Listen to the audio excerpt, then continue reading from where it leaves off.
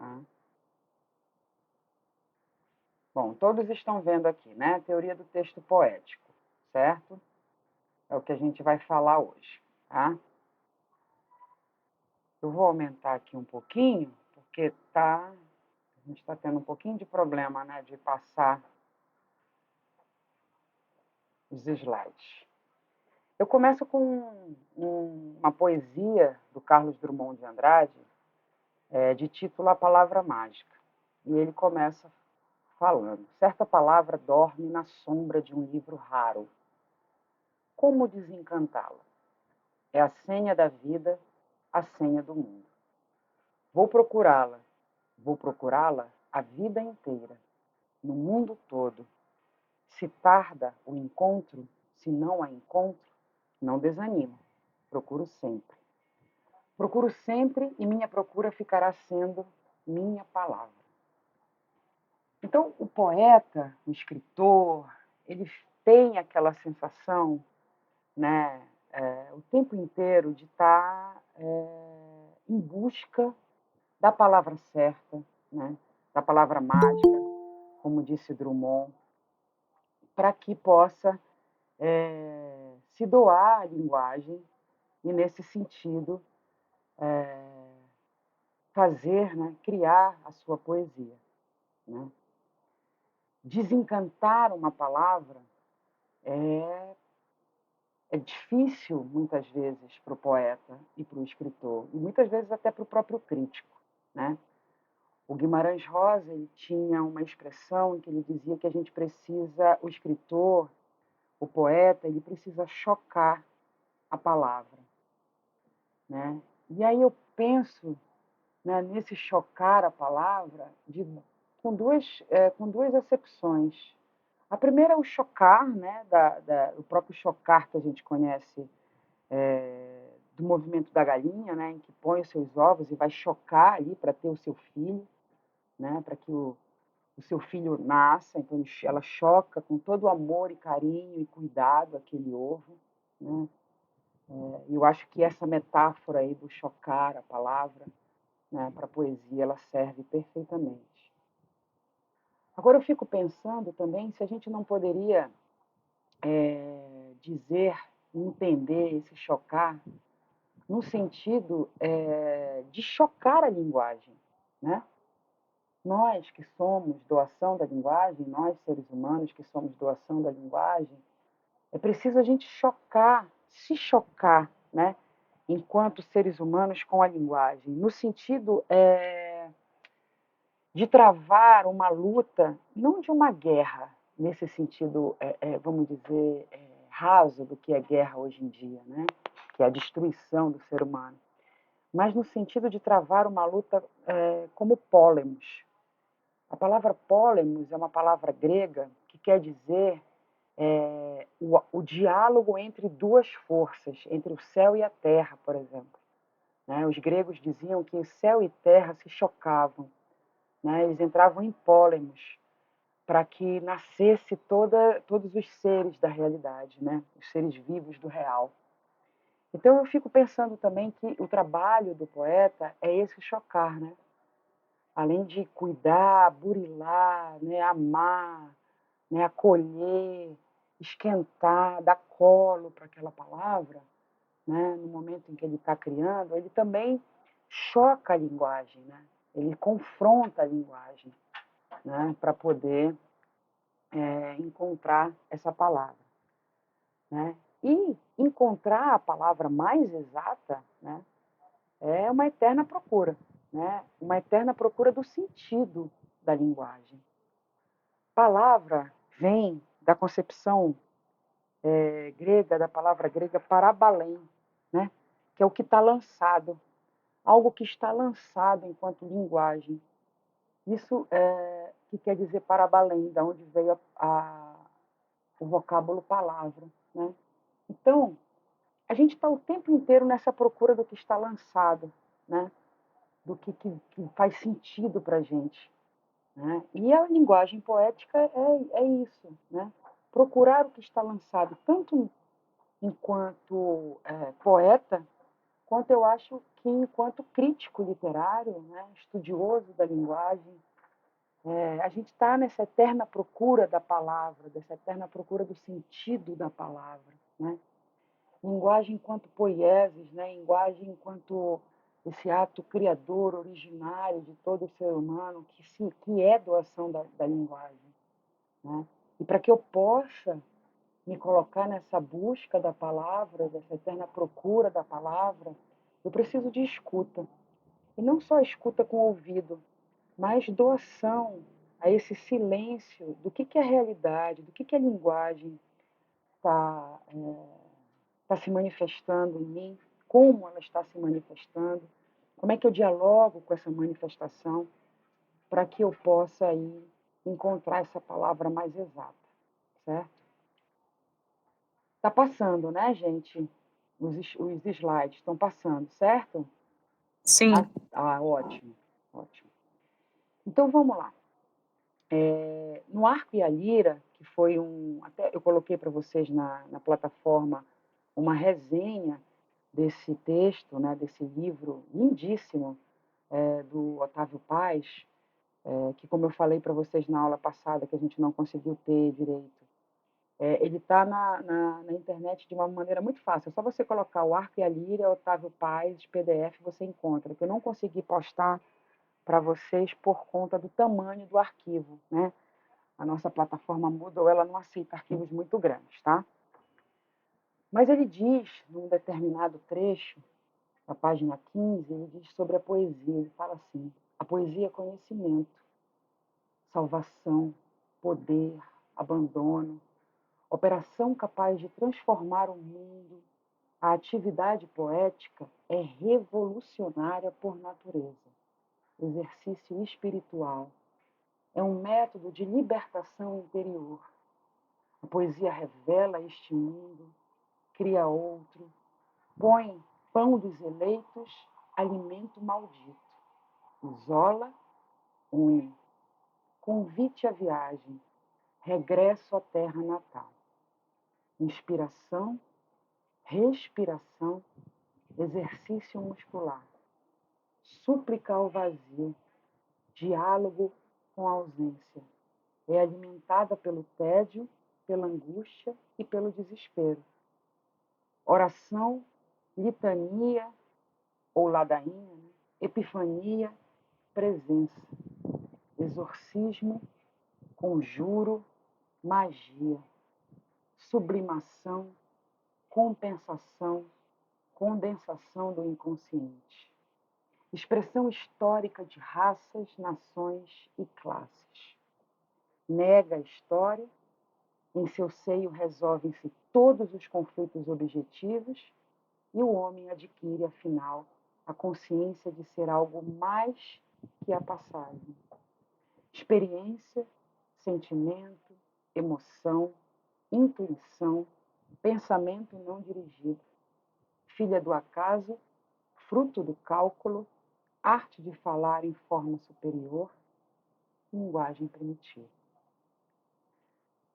Se a gente perceber, ler com calma, né, voltar a essa citação, a gente vai ver que o que Otávio Paz está falando é que a poesia, né, ela é a própria linguagem se manifestando em acontecimento, né?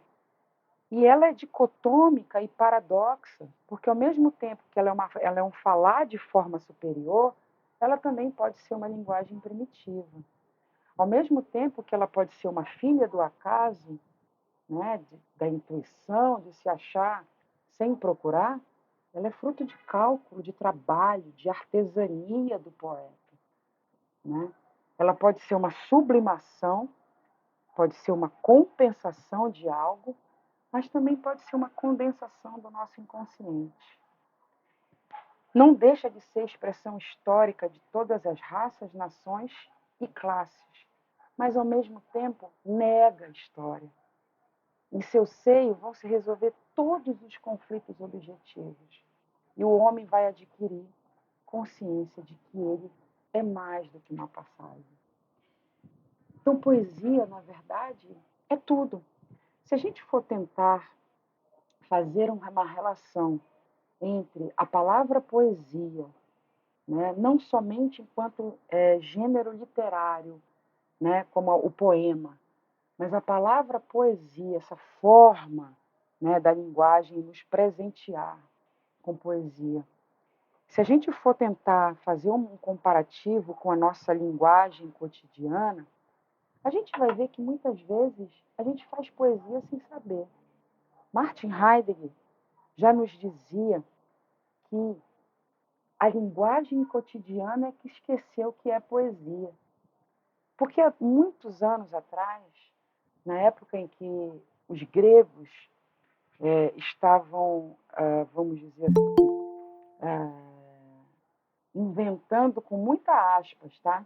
O mundo ocidental a partir da linguagem, experimentando essa linguagem, até os nossos próprios originários, povos originários, quando estão experimentando a linguagem, né? E essa linguagem é uma linguagem que ele precisa para poder se fazer enquanto ser humano, né? Essa linguagem é poética.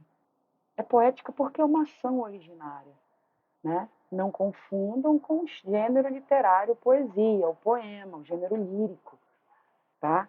Eu estou falando aqui de uma transcendência da poesia, de algo maior, no sentido de fazer poético mesmo, dessa ação originária. Todo ser humano, ele tem inerente à sua condição de humano o agir, né? O pensar e o agir, certo? E o agir, ele é poético, porque é pelo agir que o ser humano se faz ser humano. E ele se faz ser humano agindo por meio da linguagem. Então, a poesia é tudo isso aqui que o Otávio Paz falou, é conhecimento, porque para que eu possa entender o mundo, eu preciso conhecer a linguagem, né? Habitar a linguagem, né? Existe um texto, um poema de um poeta Hölderlin, um poeta alemão, que diz o homem habita o ser da linguagem, né? No sentido de que o homem, ele é linguagem, ele é doação da linguagem. Então, para que eu conheça o meu ser, para que eu conheça o mundo, eu preciso da poesia.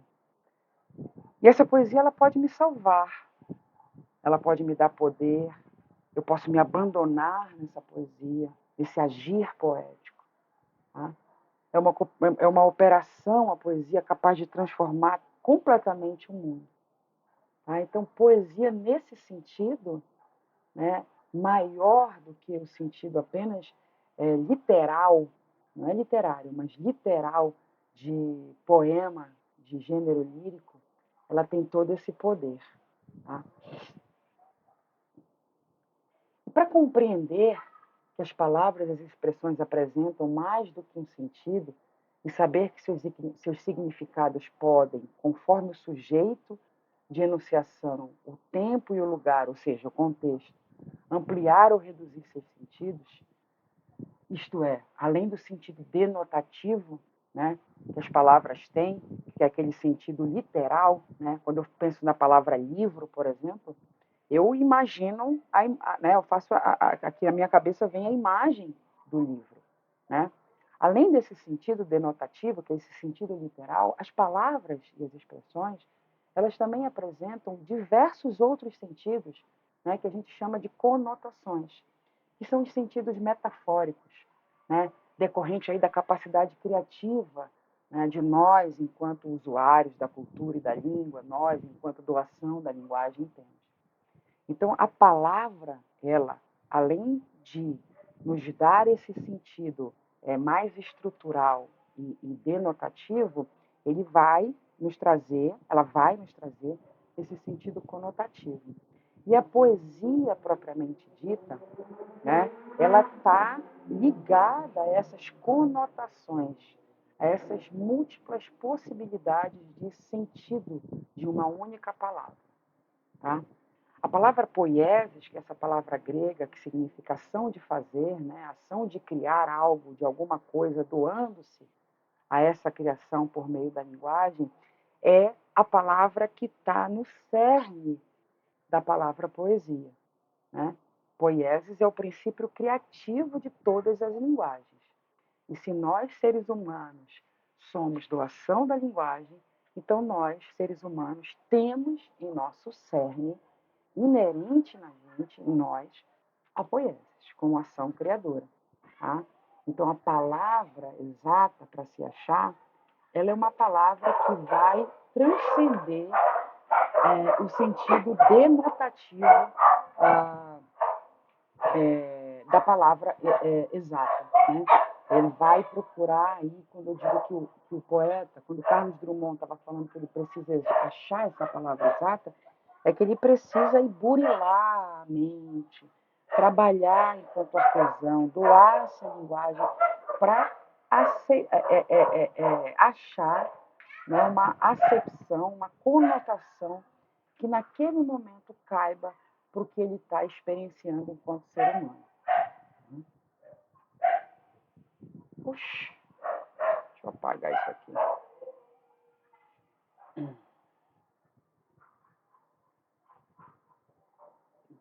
Muito bem.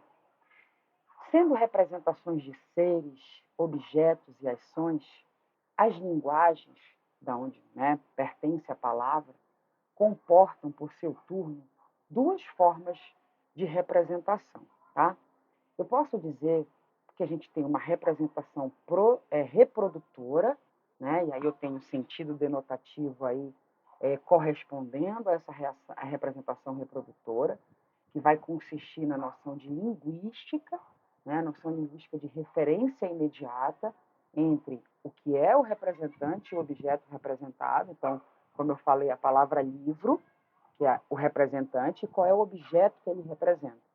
Então, esse aí é o sentido linguístico, é a referência imediata, é o sentido denotativo que nós temos. Tá? Então, isso é uma das formas que a linguagem se apresenta. A outra forma, que a gente não chama de reprodutora, a gente vai chamar de criadora, é que consiste aí nos nexos de sentido, que vão possibilitar vestígios de uma referencialidade original, mas que ampliam ou vão reduzir o sentido denotativo, o sentido literal, o sentido da referência imediata. Né? Por quê? Porque eu preciso eu tenho uma necessidade de representação de uma outra forma, né? Por diversos motivos. E um deles é pela composição e criação da poesia. Tá? Então, nesse sentido, a representação da linguagem ela vai ter uma relação com a realidade não tão imediata, mas ela vai implantar, instaurar, né, outras imagens que a gente vai chamar vulgarmente de metáforas, né, que vão ser criadas pelos artistas. Tá? E isso aí corrobora, significa o sentido conotativo. Então, eu tenho a palavra livro, por exemplo, né, e aí eu remeto ao objeto livro, né, um objeto de páginas, com várias páginas escritas, datilografadas, mimeografadas, digitadas no computador, que foram impressas e tal. Mas eu posso dizer, por exemplo, a minha filha é o livro da minha vida. Quando eu digo a minha filha é o livro da minha vida, né, nós todos aqui vamos ter uma imagem formada por essa palavra. Eu, por exemplo, entendo, quando eu digo minha filha é o livro da minha vida, é que na criação, no diálogo com a minha filha, no momento em que eu estou criando aquele ser humano, que é a minha filha, eu estou aprendendo. Né? Eu estou ensinando, porque eu sou mais velha, né, do que ela, mas eu também estou aprendendo com ela. Eu posso dizer que os meus alunos são um livro da minha vida. Por quê? Porque eu aprendo com vocês a todo momento. Né? No diálogo que a gente mantém por meio da linguagem, vocês são um livro da minha vida. E essa palavra livro aí, ela sai de um sentido referencial mais imediato, ou seja, de uma concepção denotativa da linguagem, e entra numa concepção mais conotativa, né?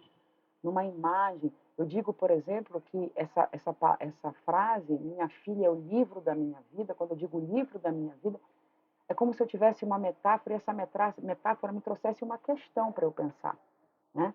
Por isso que eu chamo de imagem-questão. Quando eu leio minha filha é o livro da minha vida, essa frase me traz uma imagem-questão. Qual é a questão? Em que eu aprendo com a minha filha. No momento em que eu educo, eu também aprendo. E como é que isso se dá? Como é que eu posso fazer esse agir de uma forma mais amorosa, poética no sentido de agir criador, né?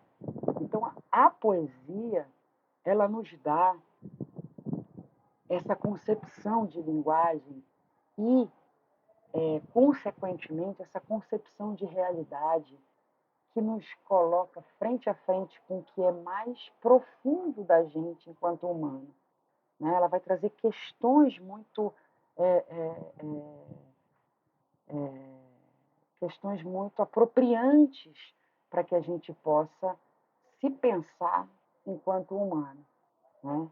Então, um dia me perguntarem qual é o sentido da poesia, né? Se tem função a poesia, eu vou dizer para vocês que o sentido para mim de poesia é esse, é me confrontar, é me trazer questões, imagem, questões para que eu possa me apropriar do que eu sou de fato, um ser humano em aprendizagem eterna, em caminhar eterno, em viagem poética de aprendizagem. Ok? Dúvidas? Querem falar alguma coisa? Não? Muito bem. Mas a linguagem, né, ela foi durante o correr da história, né, e todos os seus estudos, ela teve várias concepções, né, do que era essa linguagem, tá?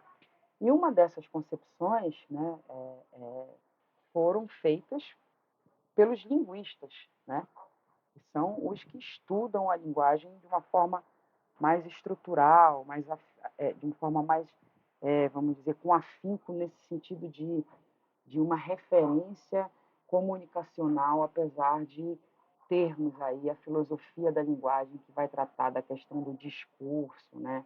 Da análise do discurso, desse sentido mais semiótico da linguagem, né?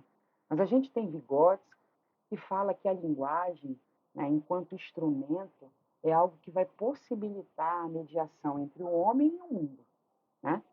Ou seja, entre o trabalhador, o sujeito, e o objeto do seu trabalho, o mundo em que ele está atuando, né? Considerando que o trabalho ele é essa ação transformadora do homem sobre a natureza, né? Possibilitando a produção de uma cultura e uma história para a humanidade.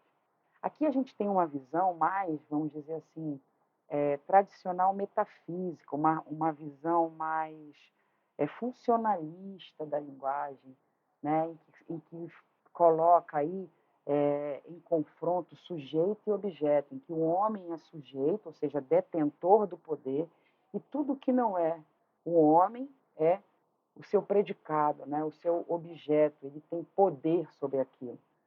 Então, eu digo que é uma visão mais da tradição metafísica, que é uma tradição mais científica, uma tradição em que da representatividade, né? Mas eu tenho uma outra visão, que é uma visão que a gente chama de ontológica, né? Fenomenológica, ontológica ou poética, que é uma linguagem enquanto logos. Logos é uma palavra grega que ela tem uma dificuldade de ser traduzida de forma, vamos dizer assim, mais completa. Mas tem uma acepção de logos que pode ser tudo que eu posso reunir, transformar criativamente e devolver para a realidade. Tá? Então, essa linguagem, enquanto logos, é uma linguagem de um acontecimento manifestativo de tudo que faz sentido no mundo. Tá? Então, Quando eu percebo a linguagem enquanto logos, eu não percebo a linguagem enquanto instrumento, mas eu percebo a linguagem enquanto fenômeno que se manifesta em mim e que, a partir dessa manifestação, vai possibilitar que eu dê sentido, né, ao mundo. Então, a linguagem poética, ou a linguagem enquanto logos, é o diálogo da linguagem e do silêncio na entrefala das línguas. Olha só, para que fique um pouco mais claro, como é que se dá essa linguagem nessa acepção mais poética ontológica? Quando eu digo que eu dialogo com a linguagem, e dialogo com a linguagem por meio do silêncio, é quando eu me percebo ser humano que habito a linguagem, ou seja, que tenho essa linguagem em mim, por ela me faço ser humano, e que faço um movimento de meditação dessa linguagem para tentar entender a mim, e por isso me construir, e entender a realidade em que eu vivo por meio do silêncio meditativo, né? E esse silêncio meditativo ele está entre línguas, ele não tem fala, ele está no silêncio, né? O Ronald de Souza e Mello, ele, dentro de um texto chamado Epistemologia e Hermenêutica em Bachelard, ele vai dizer que o homem, abre aspas, né, que o homem se define pelo poder de transcender a condição humana. A essência metafórica da linguagem é solidária da natureza transcendente do humano. Então, essa linguagem, enquanto logos, na verdade, é o que permite o homem de transcender essa condição humana apenas de funcionalidade, de instrumentalização, de trabalho no sentido de poder científico, mas faz com que o homem pense e se repense, por isso se construa e construa mundo, né? Então, tem essas duas concepções de linguagem. Tá? Para que eu possa fazer um trabalho de crítica literária, eu preciso, muitas vezes, usar essas duas concepções. Então, eu vou primeiro, no primeiro momento, se for me pedido isso, ou se for do meu gosto, eu posso utilizar a linguagem enquanto instrumento para analisar um poema, e aí, quando eu digo que eu vou analisar o poema, eu vou pegar aquelas estruturas, que daqui a pouco a gente vai ver, de rima, estrofe, métrica, silabação, e vou fazer uma análise estrutural, né, da forma do poema, mas também posso me lançar mão da linguagem poética, a linguagem enquanto logos, para que eu possa interpretar aquele poema de uma forma mais visceral, em que eu possa me dialogar aquele poema enquanto ser humano. Tá?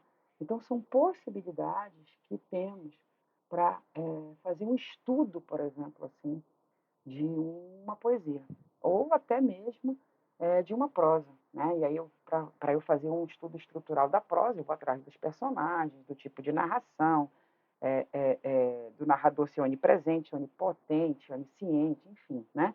Temos todas as estruturas da narrativa, certo? Do enredo, paraná, paraná. Mas quando eu preciso da interpretação do que aquilo está me dizendo enquanto ser humano, naquele momento, naquela hora, aí eu vou lançar mão da linguagem enquanto logos, ok? E a linguagem enquanto logos, o professor Manuel Antônio de Castro, em seu Dicionário de Poética e Pensamento, que eu posso depois aqui deixar para vocês enquanto referência, ou deixar até lá na plataforma, né? É um dicionário em que você coloca uma palavra e ele vai te trazer aí não aquelas acepções representativas daquela palavra, como você encontra no dicionário comum, mas ele vai trazer citações, né, para que você repense essa palavra. Então, é um dicionário mais, por isso que poético, né, da linguagem. Ele diz o seguinte, que há três noções fundamentais da linguagem, tá, gente? Embora as duas primeiras vão se referir à língua, né, como código, tá? Mas noções fundamentais da linguagem. A primeira é aquela linguagem comunicacional, informacional, né? Que é essa concepção da língua como meio, como instrumento, né? Como falou Vygotsky, né? Ela então se reduz a um código apenas relacional e funcional, significante e significado, né? A linguagem referencial, né? A linguagem no sentido denotativo da língua, né? A segunda concepção é uma concepção de uma língua ou linguagem de conhecimento, né? Mais conceitual, né? O que aquela língua representa, pela qual se dá uma tensão aí entre o significante e o significado, né? Em relação ao que está referenciado, ao referente. E aí vai predominar o conteúdo, né? Daí eu posso fazer uma análise sintática desse texto, né?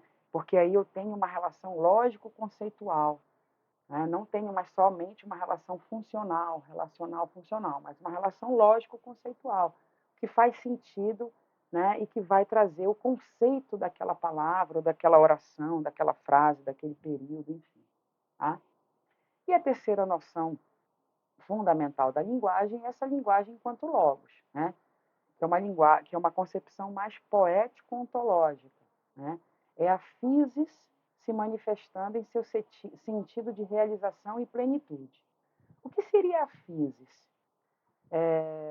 Entendam a physis como a natureza, mas não essa natureza no sentido denotativo, mas imaginem algo que está o tempo inteiro em natividade, o tempo inteiro morrendo, renascendo, morrendo e renascendo, morrendo e renascendo.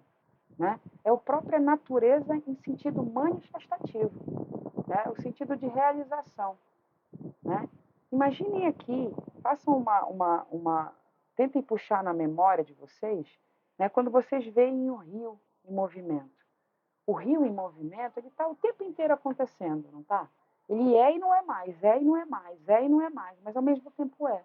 Por quê? Porque a água está correndo.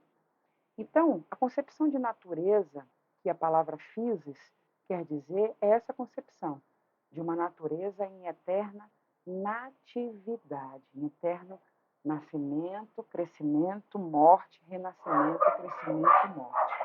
Tá? E inesgotável. Né? Então, é essa concepção ontológica, de uma linguagem poética ontológica, né, que está o tempo inteiro em atividade, que vai ser a contraface aí da physis, né, da realidade se realizando, acontecendo em seu sentido. Então, neste sentido de logos, a linguagem ela é o sentido do ser. Né? Por quê? Porque ela está se manifestando ininterruptamente, inesgotavelmente, mostrando o sentido do ser, que é nascer, crescer, se desenvolver, morrer, renascer, crescer, se desenvolver, morrer. E é essa, né, linguagem que nos é permitida pensar numa poesia de uma forma mais, vamos dizer assim, mais visceral, mais originária, mais poética, tá? Então, a gente tem essas três concepções de linguagem, para que a gente possa fazer um estudo de uma obra literária, de um poema, que é o caso dessa aula, a gente pode lançar mão dessas três concepções, noções fundamentais da linguagem, ou pode escolher apenas uma, dependendo de como a gente quer tratar determinado estudo, ok? E aí eu posso dizer que toda língua ela vai sofrer transformações ao passar do tempo, né? A gente sabe disso. E por isso mesmo mostra que toda língua ela tem no seu embrião, no seu núcleo, esse poder, né, de ser criativo, né, e de comportar essa ação criadora originária. Por exemplo, né, eu posso pegar essa palavra mange, né, e posso botar ela numa transformação histórica, como eu coloquei aqui. Olha só, um exemplo dessa transformação histórica da linguagem, por meio da qual as línguas vão se modificando e incorporam novos significados, pode ser observado no uso da palavra manjar. Manjar veio do francês mange, le mange, tá? Que é Mange é eu como um pequeno peixe. Mange é manjar, é comer, tá? Em francês. Muito bem. Mas eu poderia dizer também o manjar estava divino, ou seja, o tipo de comida, aquele manjar, que é um tipo de doce, né? Para algumas pessoas, o manjar, nossa, estava divino. A cozinheira acertou de mão cheia. Então, olha só, uma transformação histórica da palavra le mange, que era o ato de comer, e passou o quê? A ser um tipo de comida, certo? E quando eu digo assim, eu manjo qual é a tua, porra, eu te conheço, né? O sentido já se transformou. Prestem atenção. Olha só como é uma transformação histórica do sentido conotativo de uma palavra. Le mange não era comer, o ato de se alimentar. Manjar não é a comida. Eu não conheço uma pessoa depois que eu já me alimentei dela, ou seja, eu já tive uma experiência relacional com ela, e eu não estou dizendo apenas no sentido sexual da palavra, mas eu estou sim, falando no sentido de conhecimento daquela pessoa, de me relacionar, seja de qual for a forma, eu manjo com essa, eu te conheço, cara. Eu te conheço por quê? Porque eu já me alimentei de você, né? E eu posso também dizer que o nosso relacionamento está ao manjar, ou seja, o nosso relacionamento está lindo, está dos deuses, está algo extraordinário. Então a palavra ela vai trazendo em sua transformação histórica, em sua, vamos dizer assim, com o passar dos anos, uma transcendência histórica, uma transformação da sua significação, certo? Por quê? Pela ação originária criadora que já está no núcleo da linguagem, por ela ser criativa originariamente. E isso é a linguagem que a poesia, enquanto ação criadora, mas também enquanto gênero literário, se, é, é, se detém para dialogar. Né? É essa linguagem enquanto ação criadora. Ok? A investigação acerca da poesia, então, ela vai buscar o quê? Questionar qual é essa essência dessa ação criadora denominada poesia. Né? Então, para que eu investigue, para que eu faça um trabalho de investigação daquele poema, além da análise estrutural, eu também vou atrás de questionar essa essência dela. Qual foi o momento em que essa palavra se transformou? Por que aqui, nesse momento, ela está com essa concepção dentro da minha visão? Porque pode ser que na visão de vocês tenha outra concepção. Tá?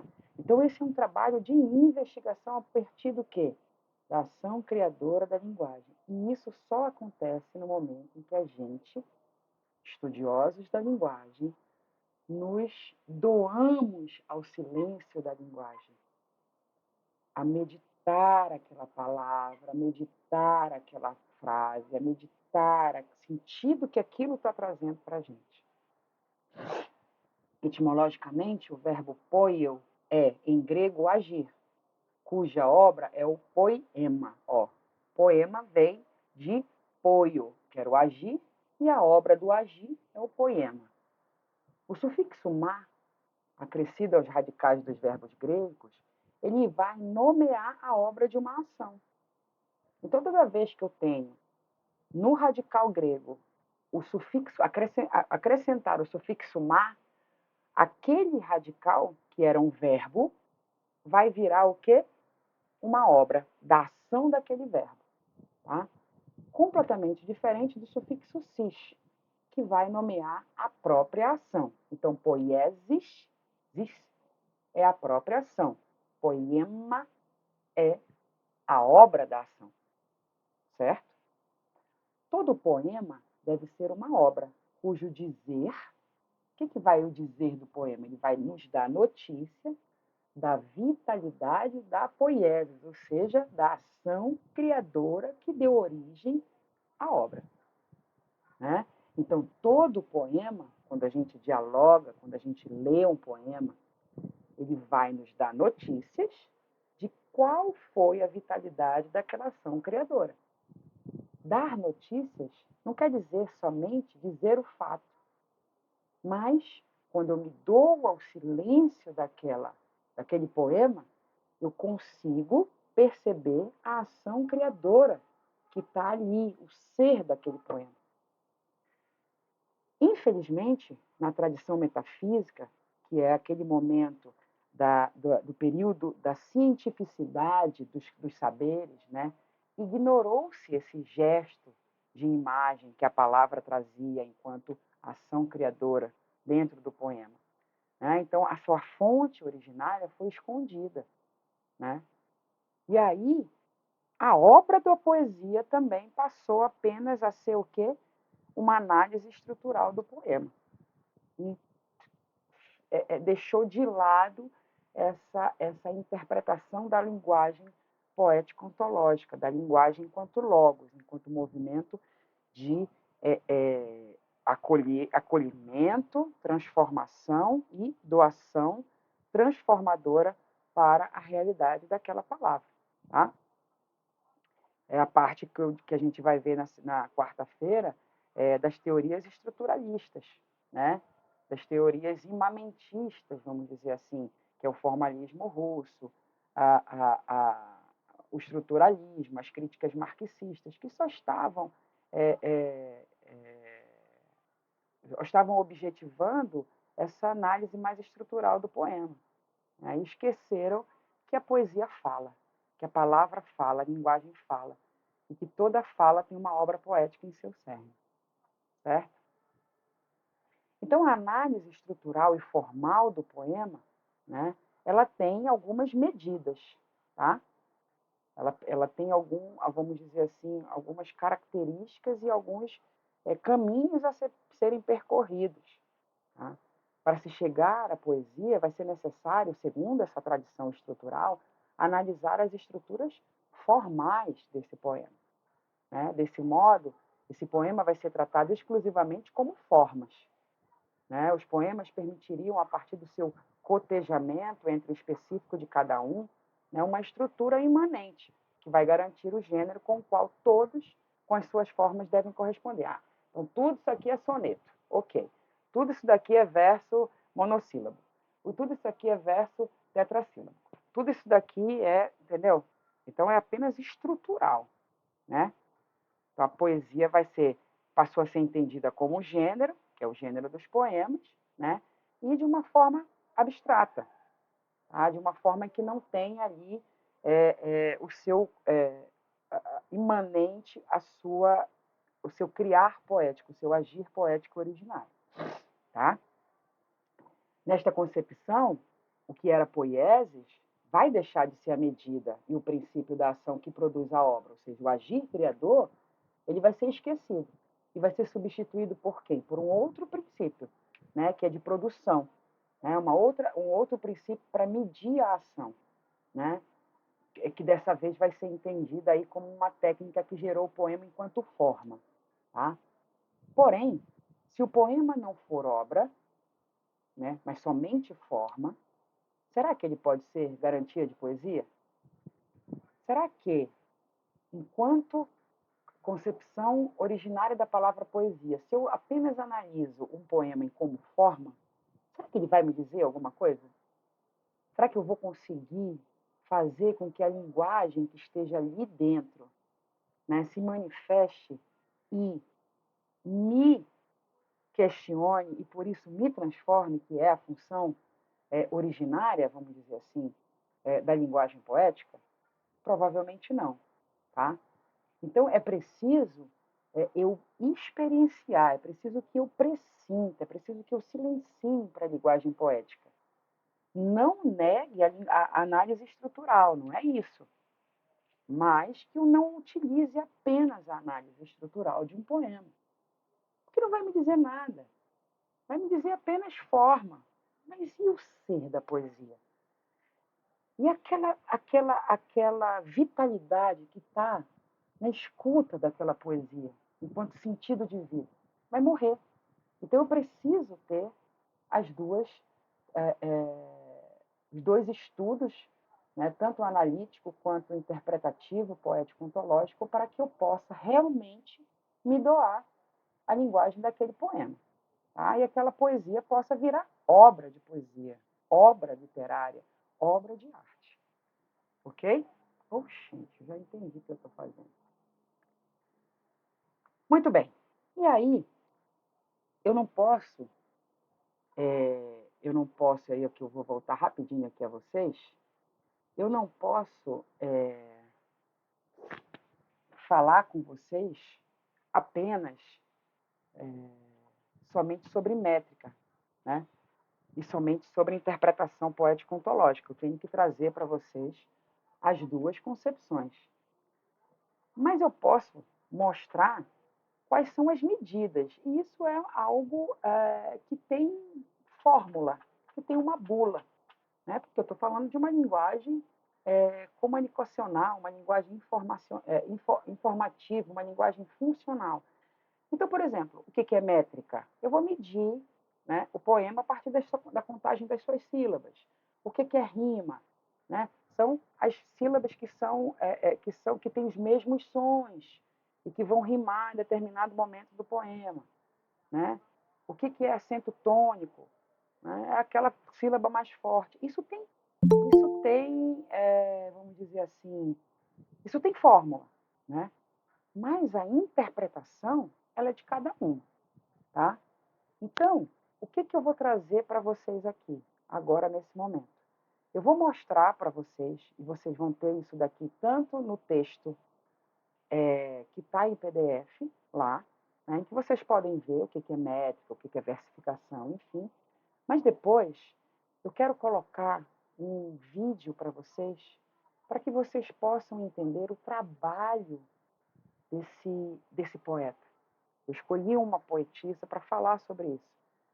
Se alguns já viram na plataforma, que assistam de novo junto comigo, para a gente entender como é que a poesia, que a linguagem se doa, né, para o poeta e como é que ele, em diálogo, se doa para a linguagem para poder fazer, vamos dizer assim, o seu agir poético. Né? Então, eu vou voltar aqui um pouquinho ao slide, e aí a gente vai ter aqui, ó, métrica e versificação, né? Então, parte da teoria literária que vai buscar estabelecer as normas da versificação tradicional. Vão fixar regras, né, pelas quais deve reger-se o verso. Né? Então, a gente vai ter uma regra de medida, de ritmo, né, que vão ser metrificação e versificação. Tá? A noção de metre vai estar pertencente à língua, encarada como sistema. Né? E a noção de verso é propriamente dito do discurso poético e não mais da língua enquanto sistema. O verso aí, ele é o resultado da realização de um metro, ou seja, da realização de uma frase metrificada que vai dar o resultado final num verso. Né? Daí a definição de verso como uma sílaba ou uma sucessão de sílabas, sujeitas à medida e a ritmos pré-estabelecidos. Fórmula. Tá? A medida de um determinado poema, né, é o número de sílabas, ou de um determinado verso, vai ser o número de sílabas métricas ou poéticas, que são diferentes da divisão silábica da língua portuguesa, tá? Normal. Né, como a gente faz a divisão silábica da gramática, vamos dizer assim, mais especificamente.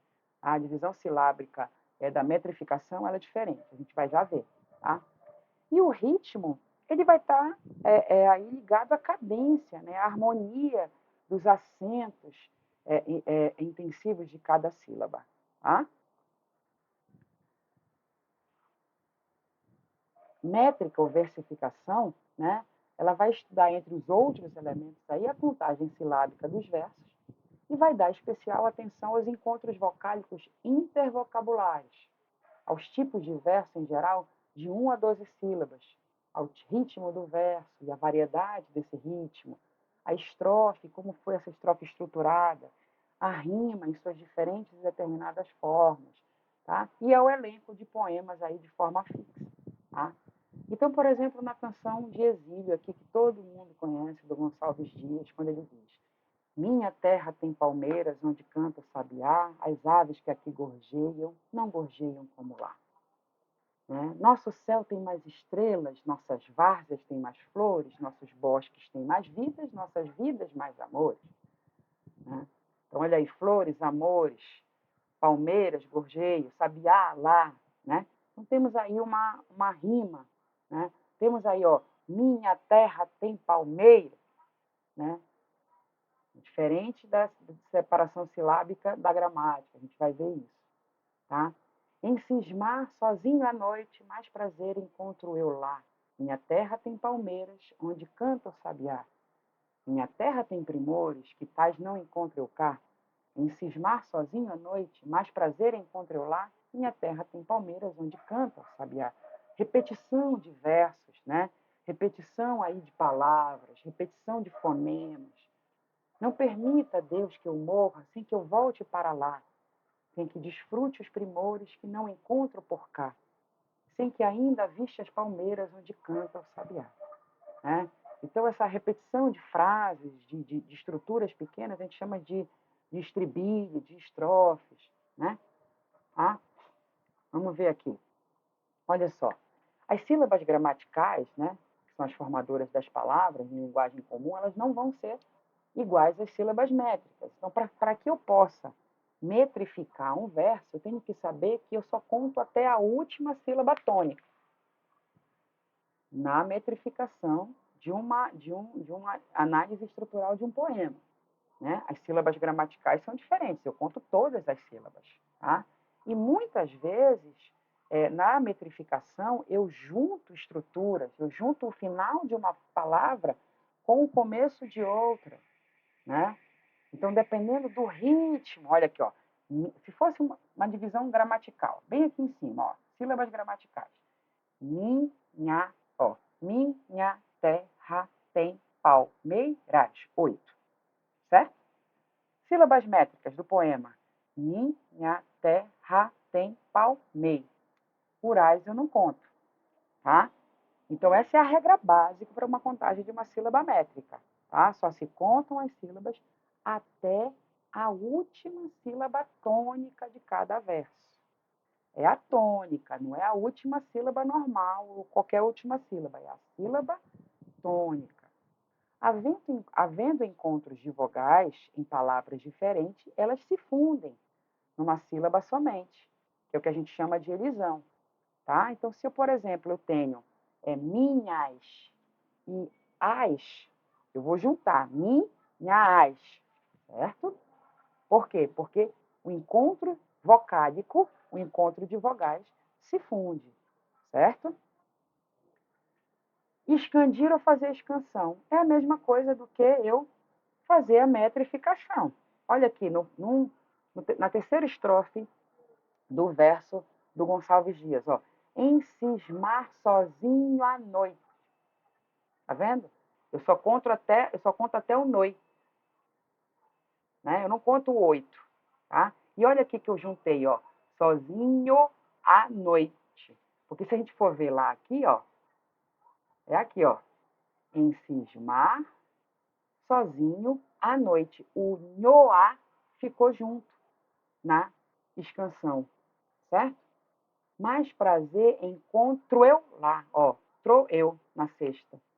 Minha terra tem palmeira, onde canta o, ó, sabiá, certo? Aí eu conto a última, por que eu conto a última? Porque ela é tônica.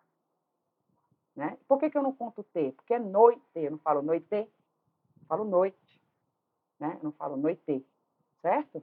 Então, tudo isso vocês têm como aprender por meio de regras, e elas estão todas aqui. Quais são as sílabas métricas, né? Então, o número de sílabas métricas em cada verso vai depender do poeta. Né? E geralmente vão de uma sílaba, quando eu digo que os monossílabos, um poema monossilábico, né? Até 12 sílabas, que tem os poemas bárbaros, quais são, na verdade, né, os versos, os poemas com versos mais comuns, né? Os com 7 sílabas, né, os heptassílabas ou as redondilhas maiores, 5 sílabas, as redondilhas menores, né? E os de 10 sílabas, né? Que são o que a gente chama de os decassílabos, ou os sonetos. Todos os sonetos têm 10 sílabas, né? Pela regra básica do soneto, certo? Tem o de 12 sílabas, que a gente chama de versos alexandrinos, né? Dodecassílabos. Isso daqui vocês têm algo para fazer, vocês têm uma medida para se basear quando vocês forem fazer uma análise estrutural. Mas não me interessa tanto isso agora, porque isso aqui é só você pegar essa regra e contar. É muito fácil. O que me interessa numa interpretação de um poema, num estudo de um poema? A interpretação de vocês. Né? Isso aqui vai me interessar, por exemplo, se eu pedir uma interpretação de um poema na prova, por exemplo. Vai me contar o que aquilo falou para você. Como foi que aquele poema te tirou do normal, da normalidade, né? Vamos dizer assim. Tá? Outra coisa na poesia, eu tenho as repetições, né? Se eu tenho uma repetição de um verso no início de cada estrofe, eu posso dizer que eu tenho um anticanto. Se eu tenho uma repetição do verso final de cada estrofe, um bordão. Então, por exemplo, minha terra tem palmeiras onde canta o sabiá, né? Aí era um bordão, onde canta o sabiá. Minha terra tem palmeiras onde canta o sabiá. Se eu tenho a repetição constante de versos, minha terra tem palmeiras onde canta o sabiá, minha tem em todas as estrofes, eu tenho um refrão, um estribilho, certo? Classificação das rimas, né? Eu tenho coincidências de vogais e consoantes. Por exemplo, a primeira quadra da canção do exílio, sabiá e lá, né? Minha terra tem palmeiras onde canta o sabiá. As aves que aqui gorjeiam não gorjeiam como lá. Então, sabiá e lá. Tem sons iguais na sílaba tônica. São versos o quê? Soantes. Palmeiras e gorjeio têm sons parecidos, não são iguais. Eles têm sons parecidos. Então, eles vão ser o quê? Toantes. Tá? Isso aí tem regra. A posição do acento tônico. Neste caso, as rimas podem ser agudas, né? Aí as palavras que rimam são as oxítonas, podem ser graves, quando elas rimam não paroxítonas, e podem ser esdrúxulas, quando elas rimam nas proparoxítonas. Tá? A distribuição das estrofes, as rimas podem ser emparelhadas, se elas sucedem-se de 2 a 2, né? Então, 2, 2, 2. Aí elas estão emparelhadas. Alternadas, primeiro verso com terceiro verso, segundo verso com 4 versos. A gente chama de A, B, C, D. A, B, C, D. Cruzadas, primeiro com quarto e segundo com terceiro. Opa, alguém quer falar comigo? Oi, Sou Carol. eu, professor. Rapidinho, essa classificação aí seria uma classificação mais estrutural, né, mais quanto à forma, né, são de algumas correntes teóricas, né, não são todas as correntes que vão estar preocupadas com esse tipo de estruturação. Por exemplo, você falou do estruturalismo. Penso eu que eles vão estar mais ligados, né, com essa questão da estrutura. Os formalistas também, né? Sim, Formalistas, eu acho que eles vão ter essa preocupação. sim, Mas outras correntes, elas vão mais para além dessa questão estrutural, né? Pelo que eu entendi. perfeito. Para, no caso, que é o que você falou da interpretação do texto literário, né? Isso, Do conteúdo, aí vai levar em consideração a questão do momento histórico, né, que isso, está sendo produzido aquele texto, enfim, é, da cultura também, que tem uma influência, né, isso. na escrita, nesse tipo de texto literário. Isso. E aí É isso. amanhã, é isso mesmo, Carol, você está certíssima. E amanhã não, na quarta-feira nós vamos ver que existem as correntes que a gente chama de imamentistas, que são as correntes que utilizam esse tipo de análise estrutural, que são os formalistas, os estruturalistas, as críticas, até um pouquinho as marxistas, e as outros tipos de correntes que, por exemplo, eu tenho uma crítica sociológica, em que eu vou ver o contexto histórico. Eu tenho uma crítica biográfica, em que eu vou ver a vida do autor. Eu tenho uma crítica, vamos dizer assim, da estética da recepção, em que eu vou tratar ali de como aquele poema foi, ou aquela obra literária chegou até, como foi a recepção daquela obra, né? Ele foi visto, ele foi lido por vários críticos, ele teve análises literárias, né, diversas por vários críticos. Então, cada corrente ela vai ter uma, vamos dizer assim, uma forma de análise, uma forma de análise não, de estudo literário, tá? Uma forma de exercício crítico, certo? E aí vocês têm tanto a parte estrutural, e essa parte estrutural é a única que vai te pedir que você realmente conheça essa coisa mais estrutural da língua, né? E aí é uma análise que está muito mais ligada à linguística, tá? E você vai ter uma análise mais contextual, né? E aí você vai tentar que a crítica marxista, por exemplo, a biográfica, a sociológica, né? Que vai ali olhar o contexto, né? De quando aquela obra literária foi escrita ou de quando aquela obra literária foi recebida. E você vai ter também, por exemplo, a crítica hermenêutica, né? Que é a crítica que vai, onde vai predominar essa questão do diálogo do crítico literário enquanto intérprete, né? E aí a interpretação de texto. É isso mesmo. E aí na quarta-feira eu vou direcionando vocês. Ok. Certo? Respondido, gente? Sim, Muito aí, bem. professora, só uma outra questão também, não sei se você vai falar ainda hoje, porque como está nesse texto, né, da teoria do texto poético, a questão da verossimilhança como uma das qualidades, né, do texto literário, uma das características. Eu não vou falar sobre a verossimilhança aqui, né? Vocês têm Ah, material, vocês têm um material muito interessante naquele texto. Eu tô trazendo para vocês questões mais preponderantes em relação à teoria crítica, né? Dessa disciplina, por conta do tempo e do planejamento de tempo com aula que a gente teve, né? Mas como eu achei que o texto lá de verossimilhança ele está muito bem mastigado, então assim a partir da leitura vocês conseguem captar e entender aquele conhecimento. Aí caso vocês tenham alguma dúvida sobre aquilo, e aí vocês me mandam no fórum, me mandam no WhatsApp, me mandam no grupo que a gente conversa sobre, tá, Carol? ok. Tá. Muito bem, gente. Então, já para quase terminando aqui, para a gente poder ver o vídeo, então, depois das classificações das rimas, né, a gente vai ter conta com a combinação, olha, alternadas e cruzadas, que eu falei lá, né, AB, AB. Emparelhadas, AA, BB. Interpoladas, A com A no final e B no meio, né? Então, eu tenho primeira e quarta, e que corresponde, né, primeira e quarta AA, e as de dentro, segunda e terceira BB. Continuadas, repetição da mesma rima, né, mistas. Aqui não seguem esse esquema regular, então cada verso tem uma rima diferente. Tá? E aqui podem ser chamadas também como acentuação, como rima, né, dependendo da sílaba. Podem ser chamadas de agudas ou masculinas, aquela que tem a sílaba tônica, que são as oxítonas, as paroxítonas graves ou femininas, e as proparoxítonas esdrúxulas. Isso são nomenclaturas, tá, gente? Perfeitas e soantes, como eu já falei, quando os sons realmente eles têm a mesma correspondência, e quando eles têm correspondências parcial, não são sons idênticos, eles são chamados de toante ou imperfeito, certo?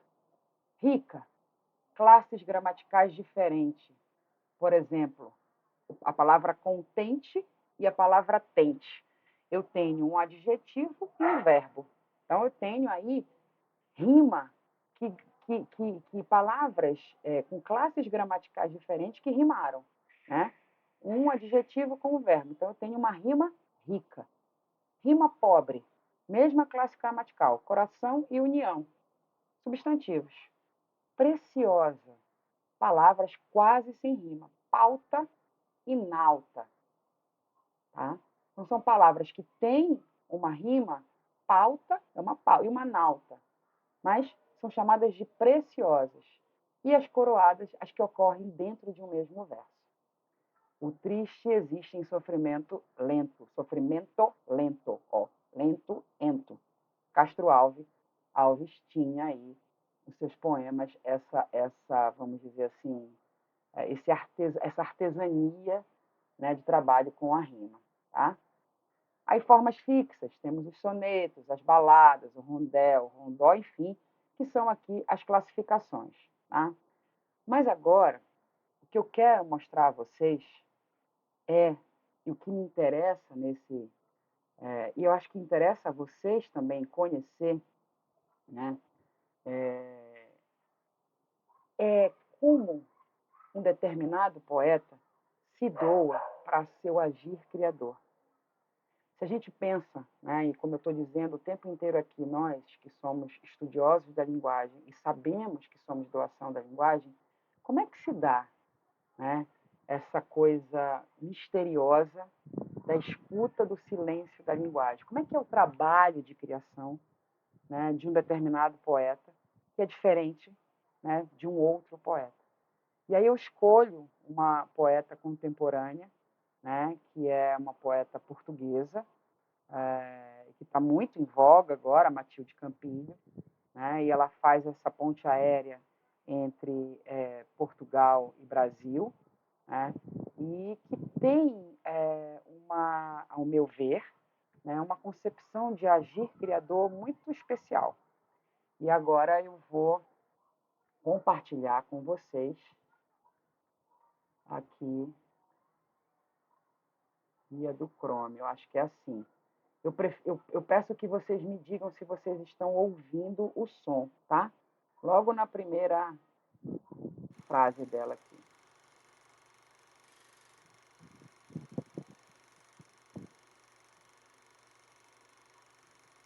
Vou botar bem aqui, me digam se vocês ouvem.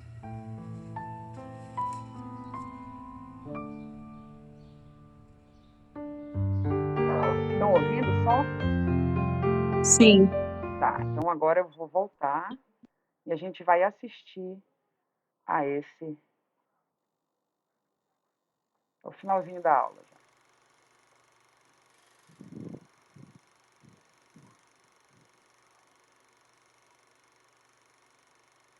Só um momento que eu vou aqui para que vocês não fiquem olhando para minha... Desligar aqui o microfone e a câmera.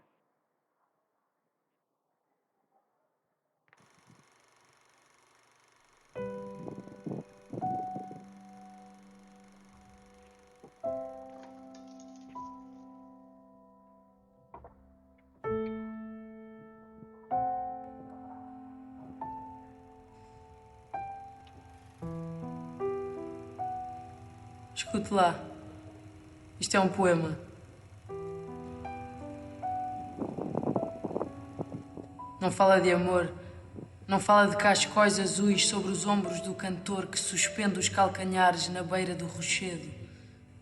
Não fala do Rolex, nem da bandeirola da Federação Uruguaia de Esgrima. Não fala do lago drenado na floresta americana. Não diz nada sobre a confeitaria fedorenta que recebe os notívagos para o café da manhã, quando o dia já virou. Isto é um poema. Não fala de comoções na missa das 7, nem fala da porcentagem de mulheres que se espantam com a imagem do marido aparando a barba no ócaso. Não fala de tratores quebrados na floresta americana. Não fala da ideia de norte na cidade dos revolucionários. Não fala de choro, não fala de virgens confusas, não fala de publicitários de cotovelos gastos, nem de manadas de servos. Escute só, isto é um poema. Não vai alinhar conceitos do tipo liberdade, igualdade e fé. Não vai ajeitar o cabelo da menina que trabalha com afinco na caixa registradora do supermercado. Não vai melhorar. Não vai melhorar. Isto é um poema. Escute só. Não fala de amor. Não fala de santos. Não fala de Deus E nem fala do lavrador que dedicou 38 anos a descobrir uma visão quase mística do homem que canta e atravessa a Estrada Nacional 117 para chegar em casa ou em algum lugar próximo de casa.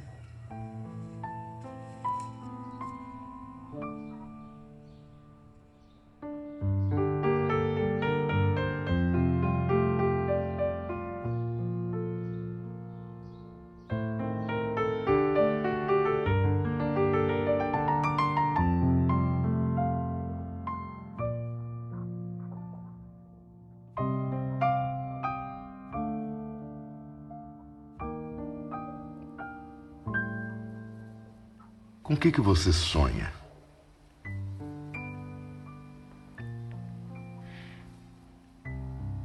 O mais recorrente nas minhas noites é eu sonhar com caminhos. Caminhos, vários caminhos. O jardim dos caminhos que se bifurcam, aquela coisa que entra, sai, aparece um, aparece outro, com uma cara, com outra cara, que falam várias línguas, misturam muito o português do Brasil e o português de Portugal. Isso é o que eu sonho nas minhas noites, mas muitas vezes eu também, tendo em conta também o meu trabalho, eu confundo as noites e os dias. E há outras coisas que me aparecem acordada. Caminhos também, geralmente. O que é para você o silêncio? Neste mundo onde hoje tudo faz barulho, a toda a hora, o silêncio é a maior bênção possível. Hoje em dia eu acho que o silêncio muitas vezes tem que ser escolhido, porque se a gente deixar, são dias e dias e dias e horas sem ele. Ele não vem nem de noite. E nem digo só nas cidades, digo na cabeça da gente. Tanta informação. Mas sem silêncio não há trabalho, não há aquele momento em que você para olhar de verdade. As pessoas têm medo do silêncio, eu próprio posso ter medo do silêncio, como a gente tem medo às vezes de olhar no espelho. O espelho é o maior dos silêncios, sou eu, e agora?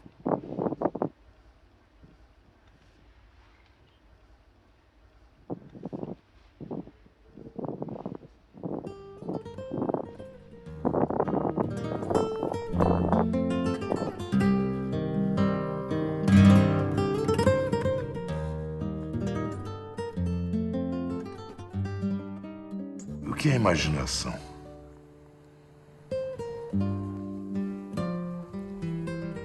A imaginação é a maior companhia que eu tenho. É por causa da imaginação que eu quase nunca estou sozinha.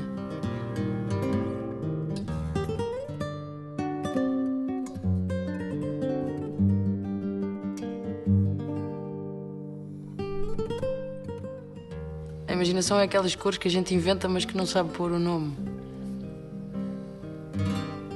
A imaginação às vezes é tão traiçoeira como eu trazê-la para uma história de amor, por exemplo, que não é só minha, que é entre duas pessoas, e se eu trago muita imaginação, vou projetar um monte de coisas, e então a imaginação também é perigosa. A imaginação para escrever, para pintar, para fazer cinema é uma maravilha. A imaginação, às vezes, na vida, pode atrapalhar um pouquinho. Seja como for, eu não trocava por nada.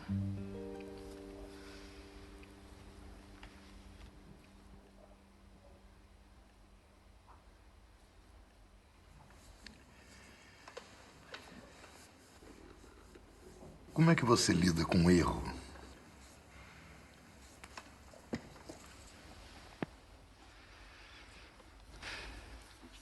O erro...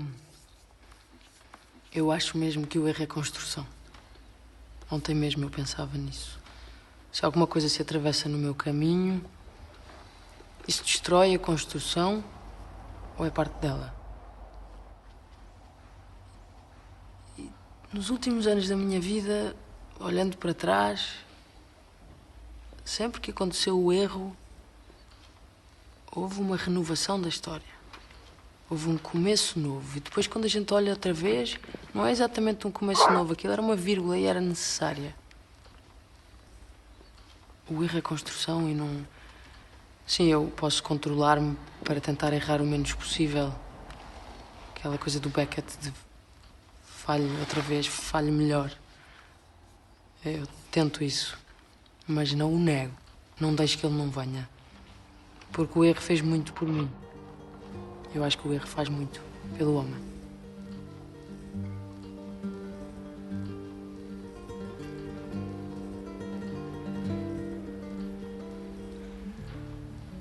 A arte, Matilde, tem alguma função?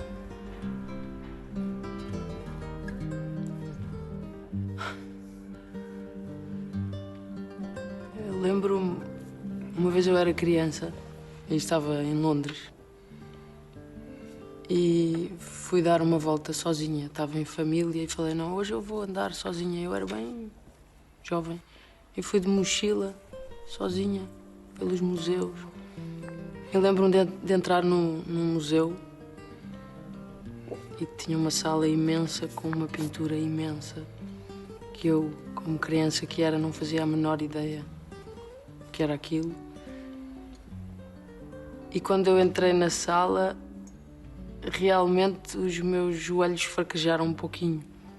E eu fiquei encostada à mochila e depois à parede, olhando aquilo durante meia hora, 3/4 de hora, não sei. E foi uma bufetada de beleza e de espanto. Eu fui embora e levei aquilo. Eu lembro-me que cheguei na minha família um pouquinho depois e falei, eu vi uma coisa e os olhos brilhavam. Meu pai sempre conta que os olhos brilhavam e eles perguntaram como bons adultos, mas o que era? E eu falei, não sei. Mas era incrível. Então, mesmo criança, eu acho que naqueles 5 minutos, 10, teve uma função de salvação quase. Durou aquele tempo só. Eu acho que a arte faz isso, salva momentos.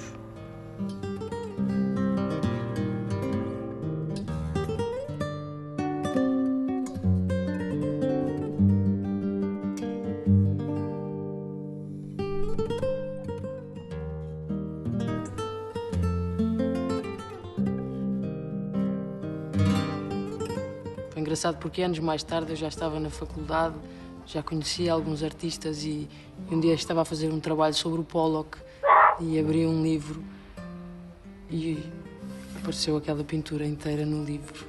E eu voltei 20 anos para trás e falei, caramba, eras tu? Estavas aqui sempre. Eu acho que é essa a função da arte, de fazer fraquejar os joelhos um pouquinho quando é preciso,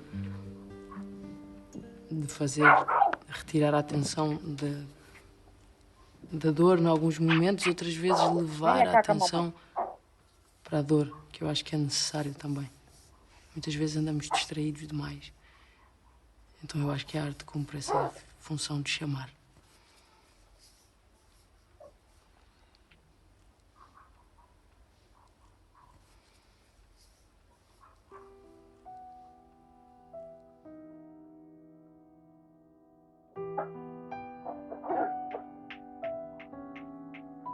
Vem cá com a mamãe, filho.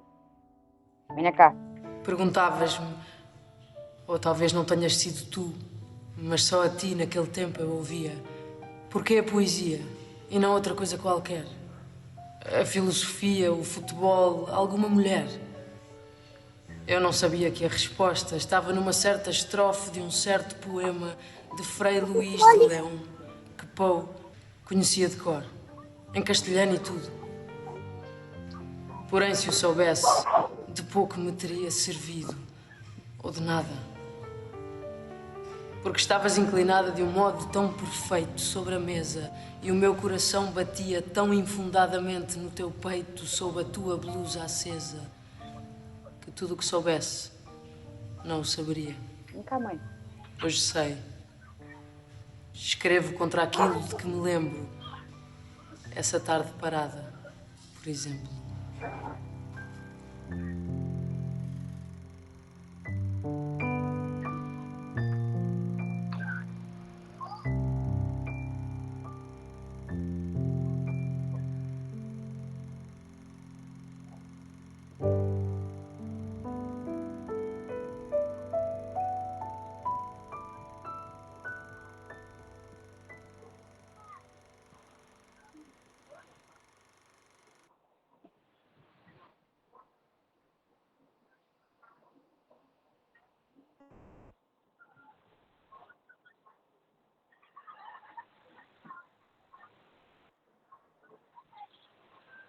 enfim, eu acho que tá bom, né?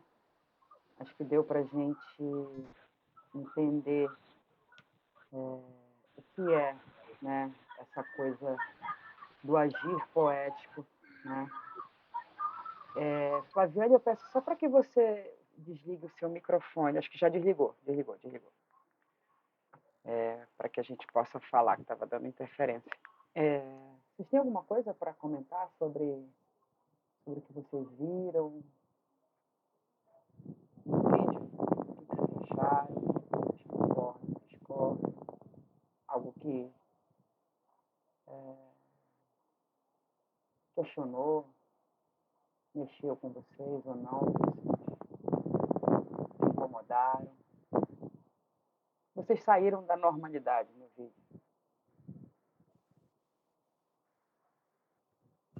Alguém?